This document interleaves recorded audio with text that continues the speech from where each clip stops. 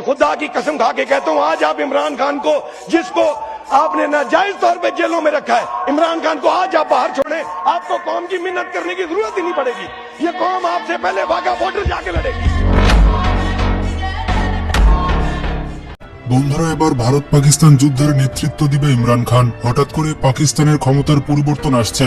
বর্তমানে পাকিস্তান অত্যন্ত ক্রিটিক্যাল সময় পার করছে, বিশেষ করে যখন বৃহত্তম প্রতিবেশী ভারতের সাথে যুদ্ধ আসন্ন।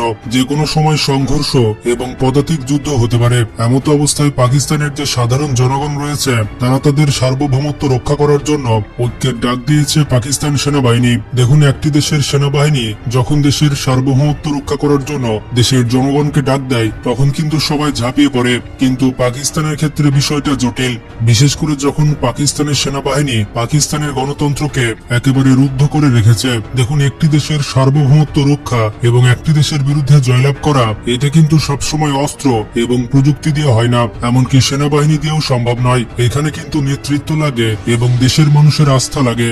বর্তমানে যারা পাকিস্তানের ক্ষমতায় রয়েছে, এমনকি পাকিস্তানের সেনাবাহিনীর যিনি প্রধান রয়েছেন, তার প্রতি কিন্তু দেশের জনগণের আস্থা নেই, নেতৃত্ব দেওয়ার যোগ্যতাও কিন্তু তাদের নেই। এর জন্যই কিন্তু মাত্র 2 দিন পূর্বে জাতীয় ঐক্যের ডাক দিয়েছিলেন শাহবাজ শরীফ এবং তার সাথে সাথে পাকিস্তান আর্মি। তাদের ডাকে কিন্তু জনগণ এবং কোন রাজনৈতিক দল ঐক্যবদ্ধ হয়নি। দেখুন, ভারতের যেমন জাতীয় ঐক্য হয়েছে, সর্বদলীয় বৈঠক হয়ে সবাই সমর্থন দিয়েছে, পাকিস্তানে কিন্তু এই জিনিসটা হওয়া খুবই কঠিন। পাকিস্তানের সব থেকে জনপ্রিয় দল হচ্ছে পিডিআই এবং সেই দলের লিডার হচ্ছে ইমরান খান। এবং এই পিটিআর লক্ষ লক্ষ যে কর্মী রয়েছে, পাকিস্তান আর্মি প্রধান বর্তমানে অবৈধভাবে তাদেরকে কিন্তু জেলে ভরে রেখেছে।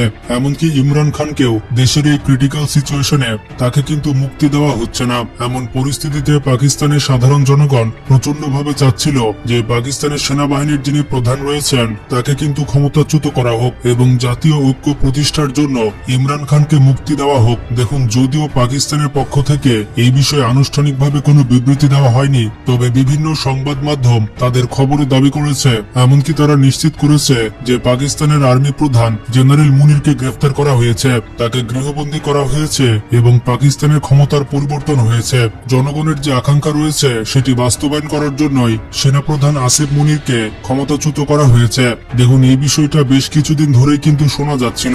গত কয়েকদিন ধরে শোনা যাচ্ছিল যে পাকিস্তানের সেনাপ্রধানকে ক্ষমতাচ্যুত করা হবে, কারণ পাকিস্তানের ইতিহাসে কোনো সেনাপ্রধান ঠিক এভাবে কোনো নির্দিষ্ট একটি দলকে এভাবে কোণঠাসা করেনি। বিশেষ করে পাকিস্তানের সব থেকে জনপ্রিয় দল বর্তমানে যেটি পিটিআই দল, সেই দলকে দেখুন যেভাবে ইমরান খান এবং ইমরান খানের দলকে পাকিস্তানের সেনাপ্রধান একক ক্ষমতা ব্যবহার করে যেভাবে কোণঠাসা করে রেখেছে, শাহবাজ শরীফ এবং তার দলবলদের যেভাবে কারচুপি করে নির্বাচন করে শাহবাজ শরীফের দলকে ক্ষমতায় বসানো হয়েছে, সেটা কিন্তু পাকিস্তানের সাধারণ জনগণ কোনোভাবে মেনে নিতে পারছে না। বন্ধুরা, পাকিস্তান আর্মির বন্দুকের নলের ভয়ে তারা কিন্তু এতদিন বিষয়টা সহ্য করেছে, যেমনটা বাংলাদেশের জনগণ আওয়ামী লীগকে সহ্য করেছিল।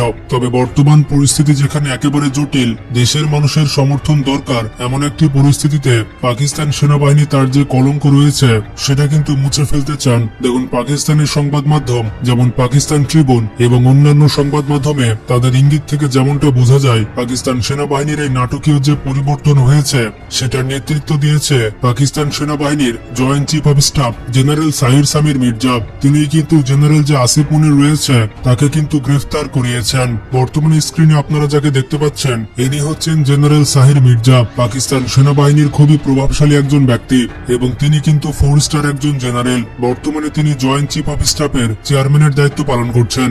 এই পদে কিন্তু 2022 সাল থেকে তিনি রয়েছেন। পাকিস্তানের উচ্চ পর্যায়ের যে সামরিক সম্মাননা রয়েছে, নিশানি ইমতিয়াজি এবং হিলালি ইমতিয়াজি, এই দুইটা পাকিস্তান মিলিটারির সর্বোচ্চ সম্মাননা, সেই দুইটা পুরস্কারে কিন্তু তিনি পেয়েছেন। দেখুন, ইমরান খানের যে রাজনৈতিক দল রয়েছে পিটিআই এবং ইমরান খানকে কেন্দ্র করে পাকিস্তান সেনাবাহিনীর সাথে যে ইস্যুটি তৈরি হয়েছে, এই সমস্যার সমাধানের জন্য যে আলোচনা করা হয়েছে, সেই আলোচনায় তিনি নিরপেক্ষ ভূমিকা পালন করেছেন।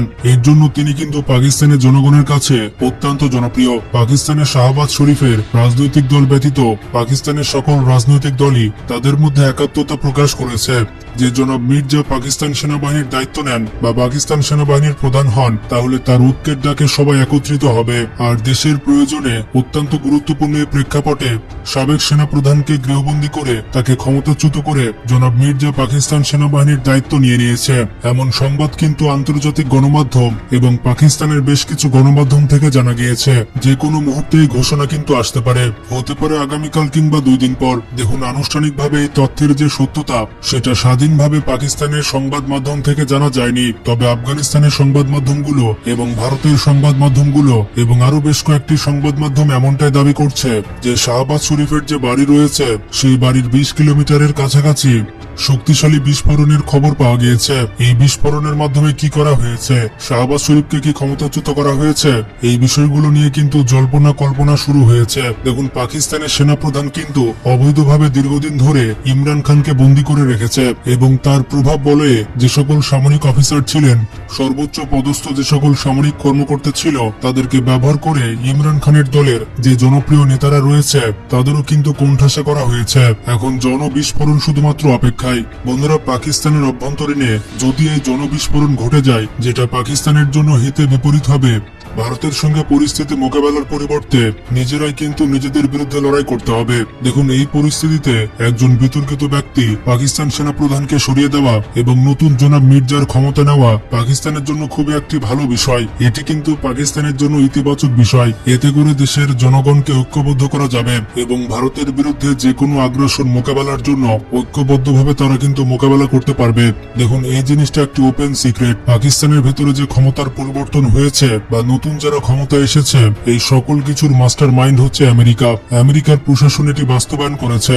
যে জিনিসটা চীন কিন্তু কোনোভাবে পছন্দ করেনি, কারণ আমেরিকার দয়ার উপরে নির্ভর করে যে দলটি পাকিস্তানের ক্ষমতা এসেছে তাদেরকে চীন চূড়ান্তভাবে সহযোগিতা করতে নাও পারে। আর এক্ষেত্রে পাকিস্তানের ভেতরে যে ক্ষমতার পরিবর্তন হয়েছে সেখানে কিন্তু চীনের কলকাঠি রয়েছে। অনেকে কিন্তু এমনটা বলছে, কারণ চীনের সাথে ইমরান খানের সম্পর্ক অত্যন্ত ঘনিষ্ঠ। দেখুন, ইমরান খান যে লেভেলে আমেরিকাকে পচিয়েছে বা আমেরিকার সমালোচনা করেছে এবং আফগানিস্তানের তালেবানদের সাথে সম্পর্ক স্থাপন করেছে, সেটা কিন্তু একেবারে নজিরবিহীন। দেখুন, ইমরান খানের মুক্তি পাকিস্তানের নতুন দিগন্ত উন্মোচন করার মতো।